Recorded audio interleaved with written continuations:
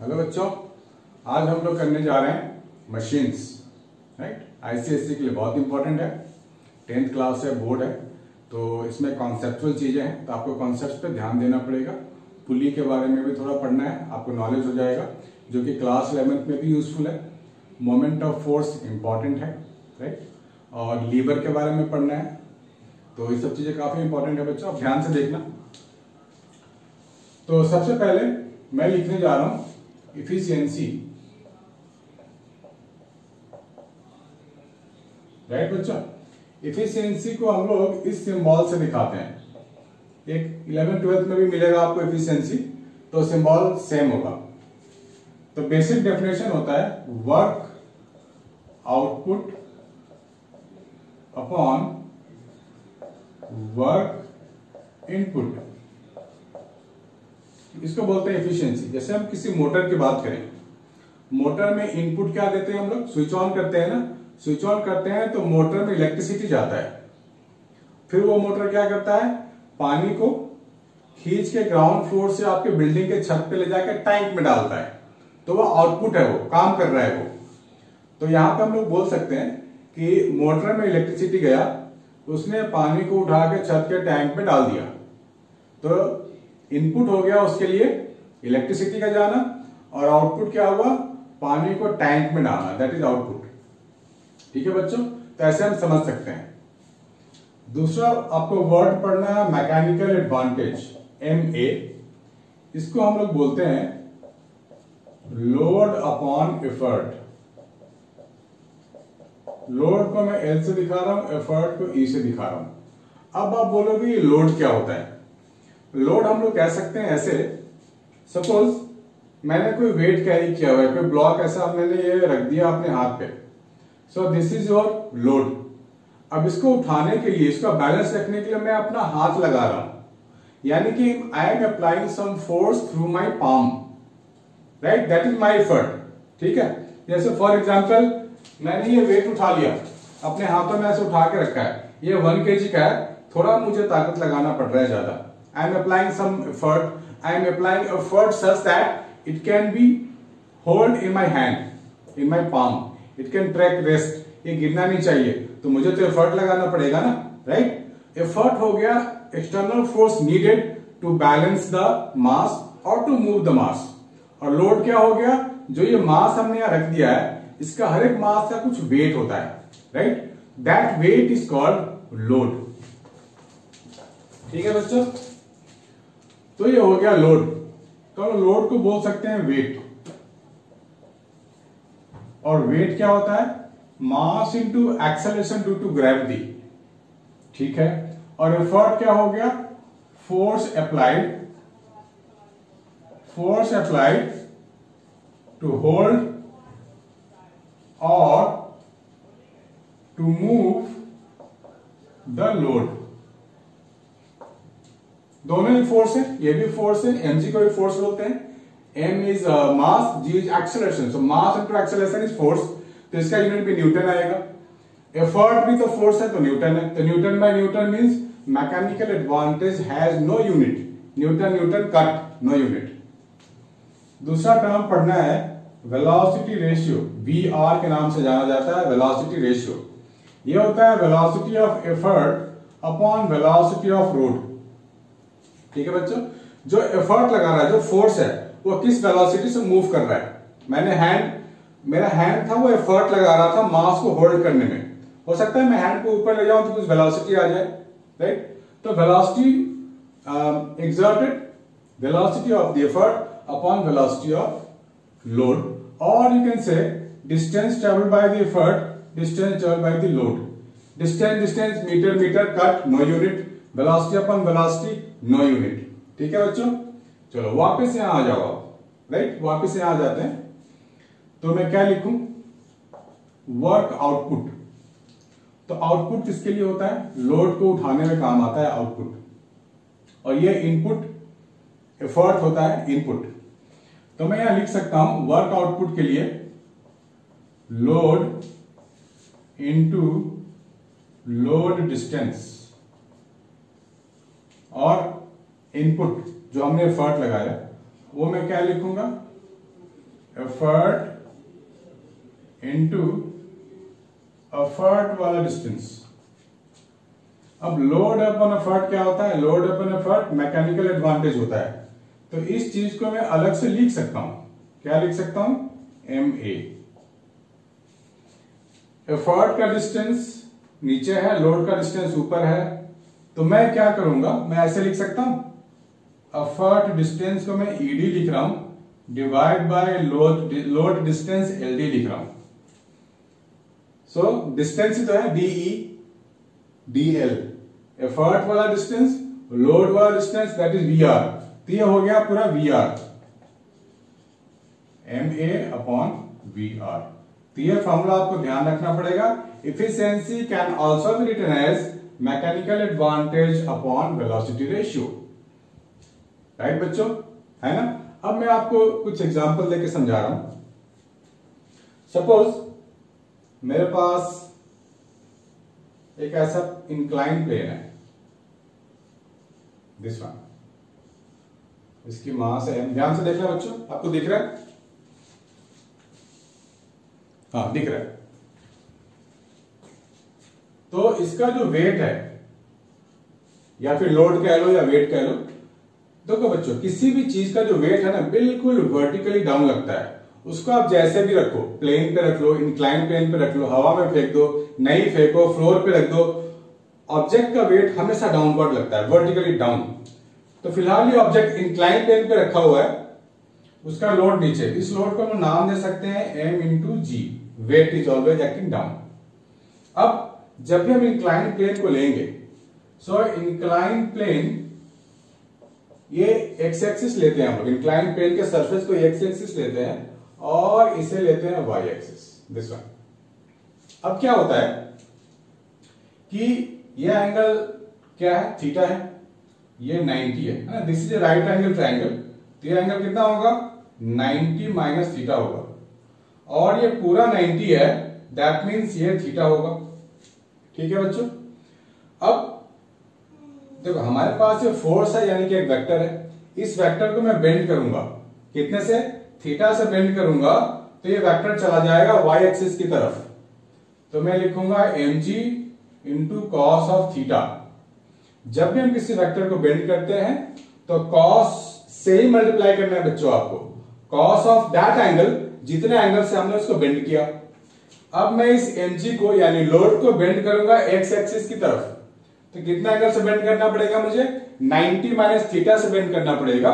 सो इधर बेंड करके आएगा, तो ये वाला एरो ऐसे चेंज हो जाएगा, और मैं लिखूंगा mg cos 90 माइनस थीटा। ठीक है बच्चों? अब ये सरफेस, ब्लॉक जिस सरफेस पे रखा हुआ है वो सरफेस भी फोर्स लगाएगा। ऐसा हम लोग अगर किसी सरफेस पे खड़े हैं तो फ्लोर मेरे पे फोर्स लगा रहा है अपवर्ड, ऑलवेज न्यूटन्स लॉज है ये। मैंने अपने पाम पे ऑब्जेक्ट रख लिया, तो मेरा पाम इस पेन पे, मार्कर पे फोर्स लगाएगा ऊपर। अगर मैं पाम को ऐसे झुका लूं तो ये फोर्स इधर लगेगा। अगर मैं ऐसे रख लूं तो कांटेक्ट फोर्स, ये सरफेस है, मेरा पाम है, वो इस मार्कर पे फोर्स इधर लगाएगा। राइट? तो ये जो सरफेस है इस ब्लॉक पे फोर्स इधर लगाएगा। अब ध्यान से देखना, ये तो लोड है, लोड को हमने चेंज कर दिया, mg को लोड ले रहे हैं हम लोग, तो यहां पे L cos थीटा लिख सकते हैं। अभी जो ट्रायंगुलर वाला हमारे पास ऑब्जेक्ट है, इसकी हाइट ले लो h, सॉरी परपेंडिकुलर नाम दे दो, इसे बेस नाम दे दो, और इसे हाइपोटेन्यूस नाम दे दो। अब ये जो फोर्स लग रहा है ना इसके ऊपर, mg cos 90 माइनस थीटा, एक बात मैं और बता दूं, cos 90 माइनस थीटा हम लोगों ने पढ़ा हुआ है, वो क्या होता है? साइन थीटा होता है। तो मैं cos 90 माइनस थीटा की जगह छोटा टर्म लिख देता हूं, साइन थीटा, दिस वन। तो mg साइन थीटा का फोर्स लगेगा डाउन द प्लेन, तो ये क्या करेगा? बॉडी को मूव करवा देगा। तो फोर्स अप्लाइड टू होल्ड और to move the load is called effort. तो इस केस में mg साइन थीटा क्या होगा बच्चों? एफर्ट हो जाएगा ये। ठीक है?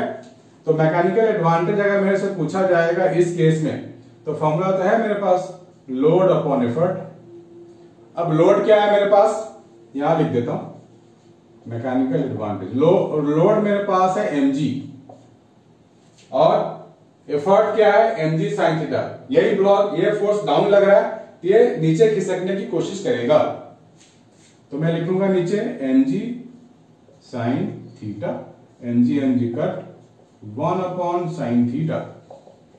और बच्चों साइन थीटा ट्रिग्नोमेट्री में पढ़ा है हमने, किसी भी राइट एंगल ट्रायंगल के लिए क्या होता है, परपेंडिकुलर अपॉन हाइपोटेन्यूस।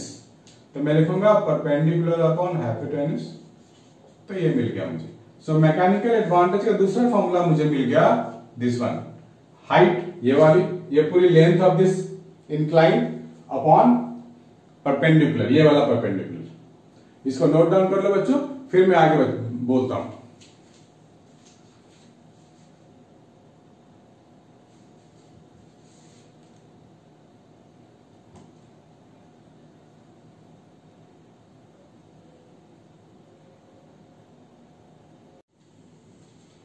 बच्चों आज हम लोग करने वाले हैं क्लासेस ऑफ लीवर, है ना, आईसीएससी में है, क्लास 10th में है।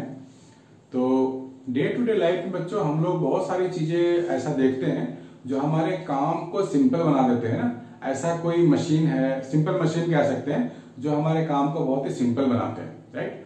तो उन जो मशीन्स को डिवाइड किया गया है, अलग अलग नाम दिया गया है उनको, राइट।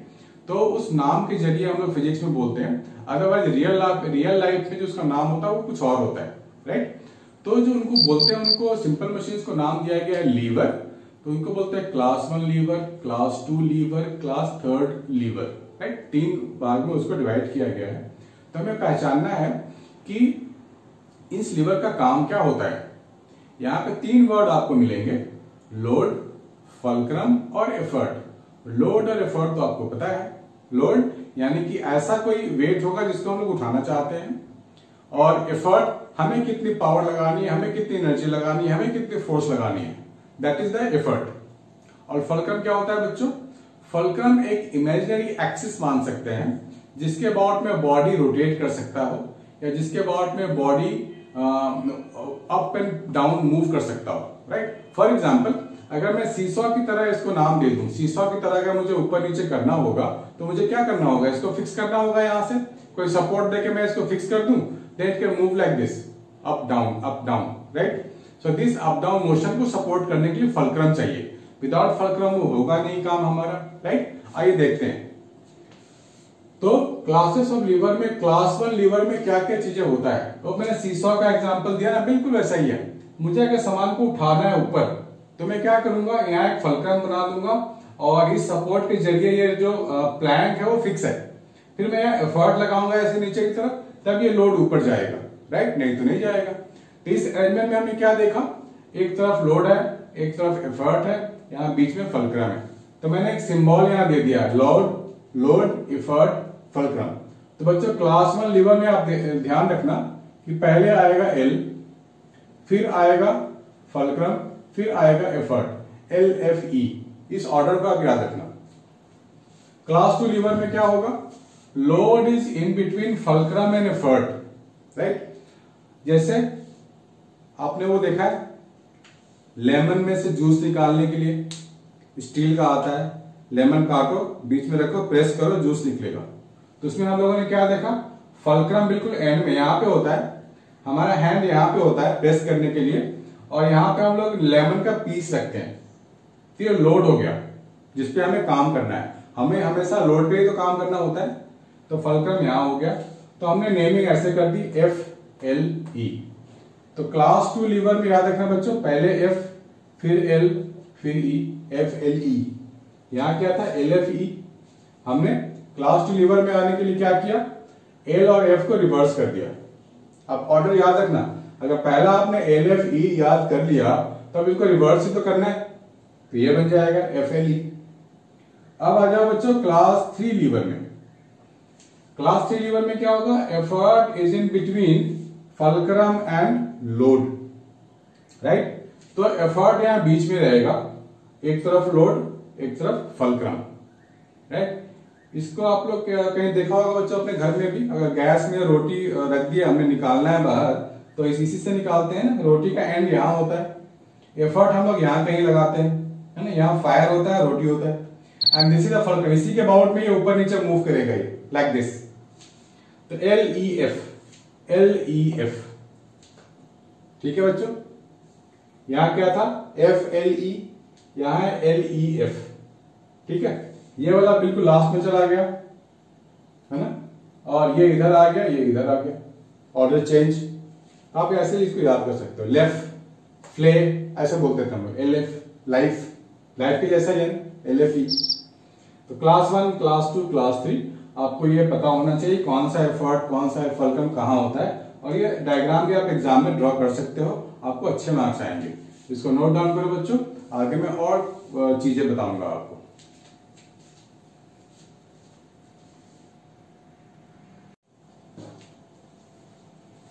हाँ बच्चों, तो कुछ इंफॉर्मेशन और होनी चाहिए हमारे को लीवर के बारे में। कुछ इंफॉर्मेशन मींस एफर्ट आर्म कितना है, लोड आर्म कितना है, राइट। तो ये जो एफर्ट आर्म या लोड आर्म बोलते हैं ना, ये इसका डिस्टेंस हमेशा हम फल्क्रम से ही लेते हैं।